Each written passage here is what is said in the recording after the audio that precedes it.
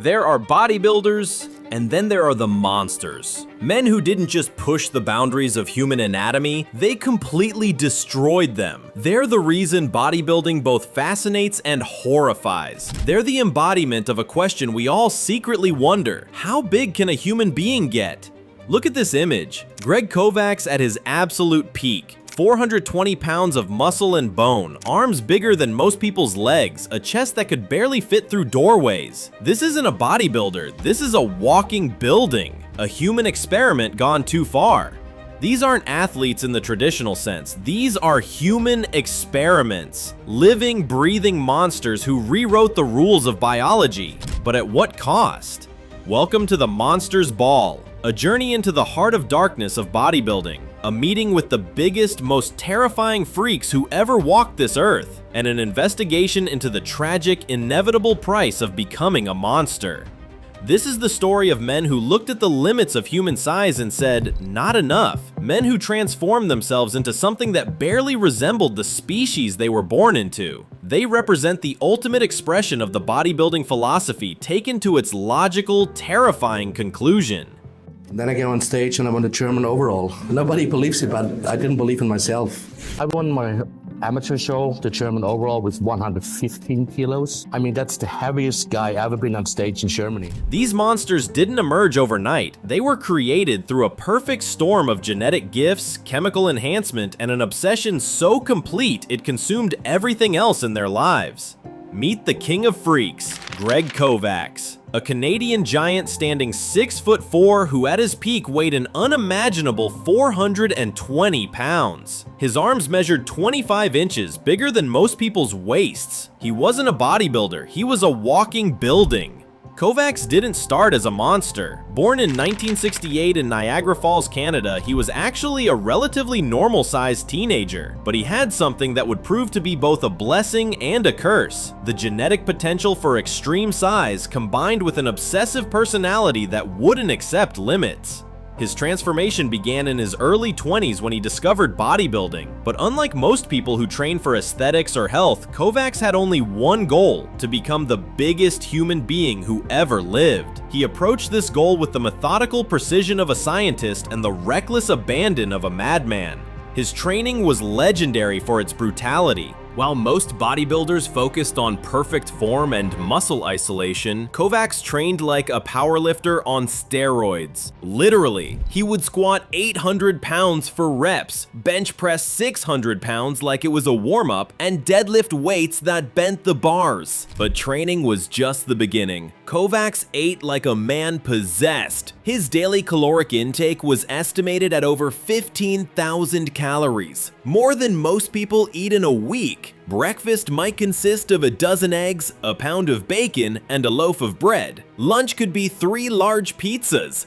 Dinner was often multiple steaks with pounds of rice and vegetables. He ate every 2 hours around the clock, turning his body into a 24/7 food processing plant.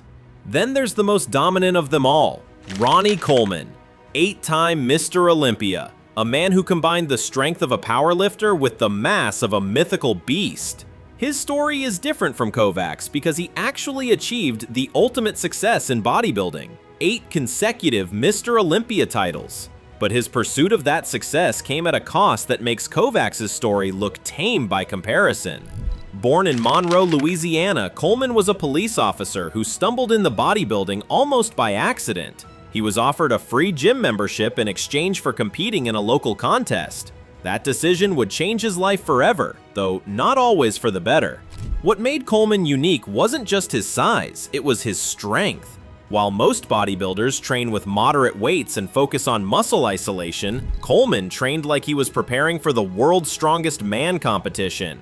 His famous training videos show him squatting 800 pounds for multiple reps while screaming, "Lightweight, baby!" His deadlifts exceeded 800 pounds. His leg presses were done with literally every plate in the gym. This approach to training was revolutionary in bodybuilding, but it came with consequences that wouldn't become apparent until years later. Coleman was essentially powerlifting with the body of a mass monster, creating forces and stresses that the human spine simply wasn't designed to handle.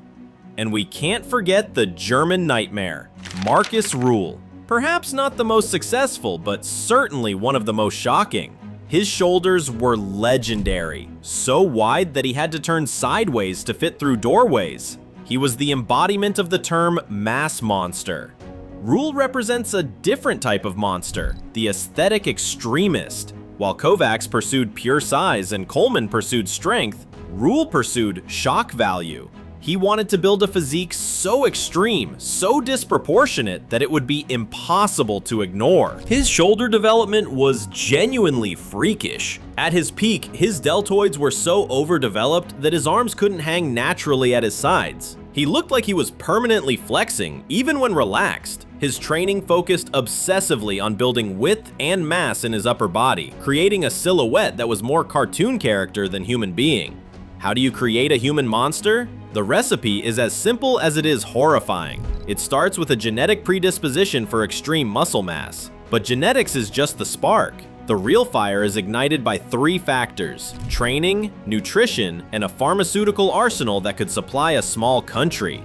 The nutrition is absurd. These men eat amounts that a normal person eats in a week in one day. Mountains of rice, kilos of chicken and beef, liters of protein. Their lives become an endless cycle of eating, digesting, and eating again. The body becomes a factory, constantly busy processing fuel to satisfy the insatiable hunger of the muscles. But it's not just about quantity, it's about the complete restructuring of normal human eating patterns. These men eat every 2 to 3 hours, around the clock. They set alarms to wake up in the middle of the night to consume protein shakes. Their digestive systems are pushed to the absolute limit, processing amounts of food that would make most people violently ill.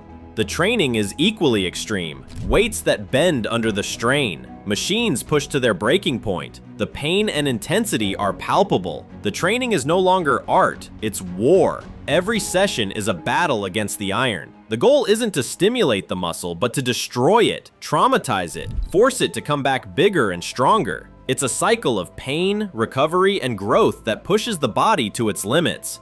These workouts last for hours. While normal people might spend 45 minutes to an hour in the gym, mass monsters train for 3 to 4 hours at a time. They perform dozens of sets for each body part, using weights that would be considered dangerous by any reasonable standard. The wear and tear on joints, tendons, and ligaments is catastrophic, but it's considered an acceptable price for the pursuit of ultimate size.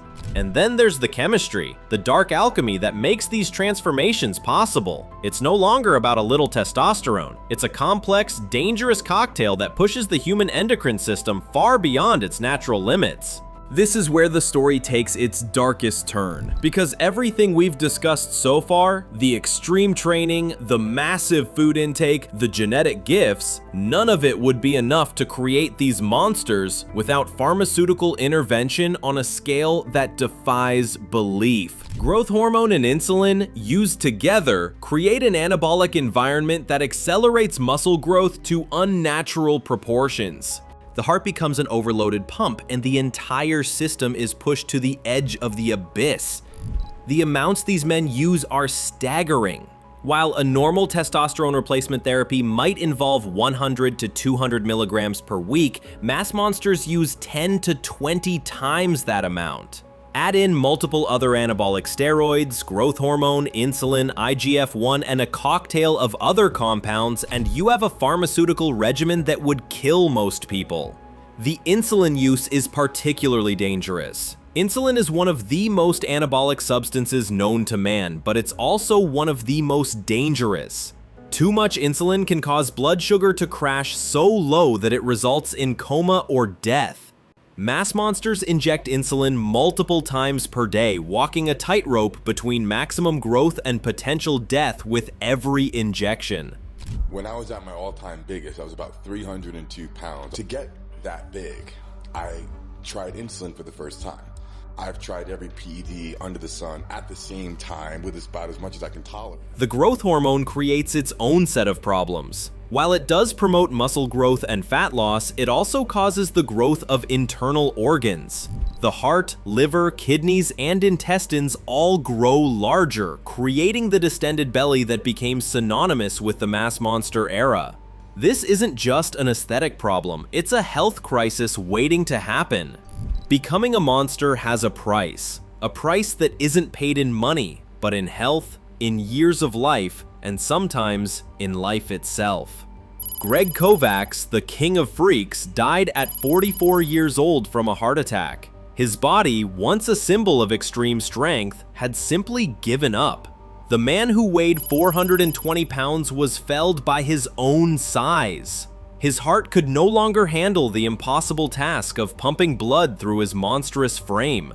The autopsy revealed a heart that was massively enlarged, struggling to pump blood through a cardiovascular system that was never designed to support such extreme mass. His liver showed signs of severe stress from processing the enormous amounts of food and supplements he consumed daily.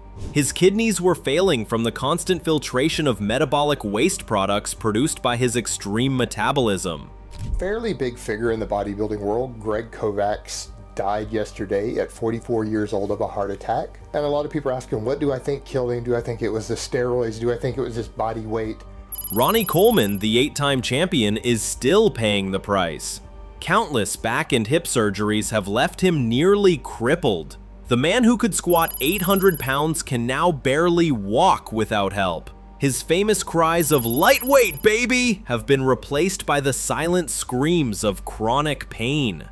The psychological toll is equally devastating. Coleman has spoken openly about the depression and frustration of going from being the strongest man in the world to needing help with basic daily activities. The identity crisis that comes with losing the very thing that defined you is something that no amount of money or fame can fix. The list of mass monsters who died young or suffered severe health consequences is long and depressing. Nasser El Sonbadi, one of the most massive bodybuilders of the 1990s, died at 47 from kidney failure. Mike Matarazzo suffered multiple heart attacks before dying at 47. Paul Dillett collapsed on stage during competition, his body simply shutting down under the stress. Is there a lesson to be learned from these horror stories? Is there a rebirth possible for a sport so obsessed with the monstrous? The answer is yes. The rise of the classic physique division is a direct response to the excesses of the mass monster era. It's a conscious return to the ideals of the golden era, a focus on aesthetics, symmetry, and proportion instead of pure mindless mass. It's an attempt by the sport to save itself from its own destructive tendencies. The classic physique division was introduced in 2016, with rules specifically designed to prevent the excesses of the open division. There are height and weight limits that prevent competitors from achieving the extreme mass that characterizes modern open bodybuilding. The judging criteria emphasize the V-taper, small waist, and overall flow that define the golden era. The vacuum pose, a signature move from Arnold's era that had disappeared from modern bodybuilding, was made mandatory in classic physique. This pose requires a tight, controlled midsection and showcases the classical taper that many believe is essential to aesthetic bodybuilding. The immense popularity of classic physique and its superstar Chris Bumstead is proof that the public was tired of the mass monsters. They longed for a return to heroes, to art, to beauty. The division didn't just create a new category, it unleashed a revolution. It took back the soul of the sport. Chris Bumstead has become the face of this revolution. His physique embodies everything the classic physique division represents: impressive size combined with classical proportions, a tiny waist, and an overall aesthetic that harks back to the golden era. Bumstead's popularity far exceeds that of the current Mr. Olympia, suggesting that the public prefers his classical approach to the extreme mass of the open division. The success of classic physique has had ripple effects throughout the sport. Even open division competitors have begun paying more attention to their waist size and overall proportions. Judges have started rewarding tighter midsections and better overall flow. The influence of the classical aesthetic is visible throughout competitive bodybuilding. The lesson, the elixir, is the rediscovery of the idea that bigger isn't always better. That the art of bodybuilding doesn't lie in building the biggest monster, but in creating the most perfect artwork. The popularity of athletes like Chris Bumstead proves that the public was hungry for this change. They were tired of the monsters, they wanted to see heroes again. The rebirth is the shift from quantity to quality, from chasing the impossible to perfecting the achievable. It's the recognition that the true legacy of a bodybuilder isn't measured in pounds on the scale, but in the inspiration he leaves behind. But the mass monsters will never completely disappear. There will always be a fascination with the extreme, a dark attraction to the monstrous. Their shadow will always hang over the sport as a reminder of how far we can go and the price we pay for it. They're a warning that the hunt for the monstrous can turn you into a monster yourself, and that monsters ultimately always die alone. Their stories serve as cautionary tales about the dangers of pursuing any goal without considering the consequences. Yet there's also something undeniably impressive about their dedication, their willingness to sacrifice everything in pursuit of their vision. They pushed the boundaries of human potential further than anyone thought possible. They showed us what the human body is capable of when all limits are removed.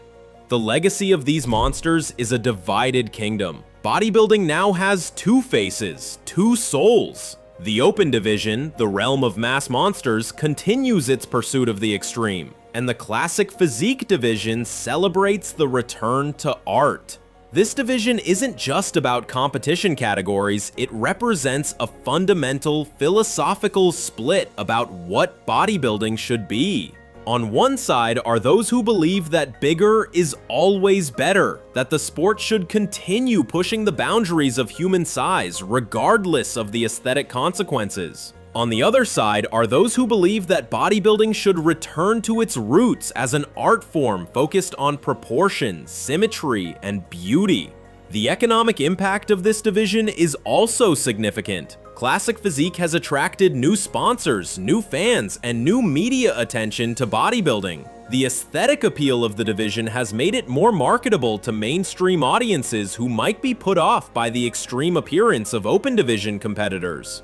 The question now is, which kingdom will determine the future of bodybuilding? The monsters or the heroes? The answer may depend on which vision resonates more with future generations of athletes and fans. What do you think? Is the mass monster era a fascinating chapter in the sport's history, or a dark period we should forget? And who do you think is the biggest, most shocking human monster of all time? Let me know in the comments.